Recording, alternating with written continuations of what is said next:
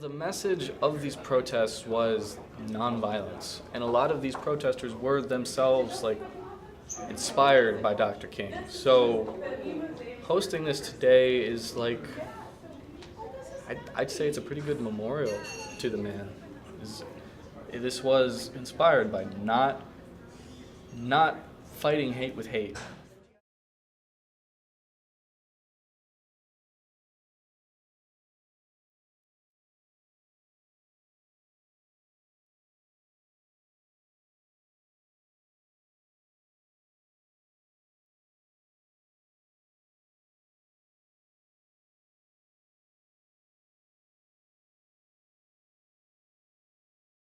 You feel like you're there, so you aren't just learning about it, but you're experiencing the event, so you take away so much more than even if you watch a movie about it.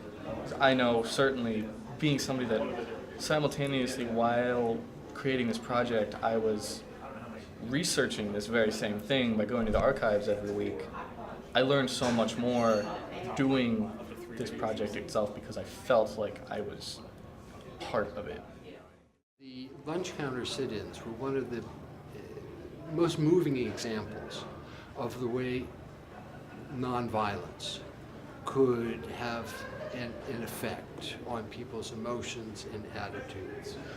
The students who participated in the lunch counter sit-ins, beginning in Greensboro and then spreading throughout the South, had studied nonviolence, had practiced nonviolence. They were well prepared to respond to violent responses to what they were doing.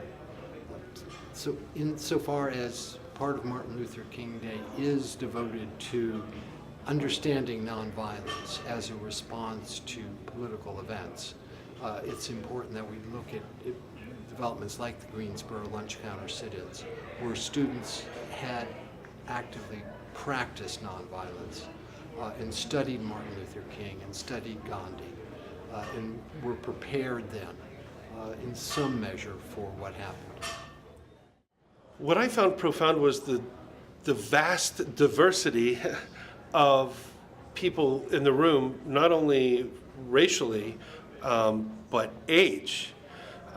And seeing, we had some young kids in there, and seeing the experiences of the kids who were in third grade versus our college-age kids versus the parents and some of the people who would be grandparents of our college students in the room. They each had different topics they wanted to talk about. So the learning simulated life moment has impact on so many different levels because it hits the person where they're at, versus me teaching you a fact. By creating a learning moment, you bring to it all your own history, and then how does that affect the discussion? It was just profound in there today.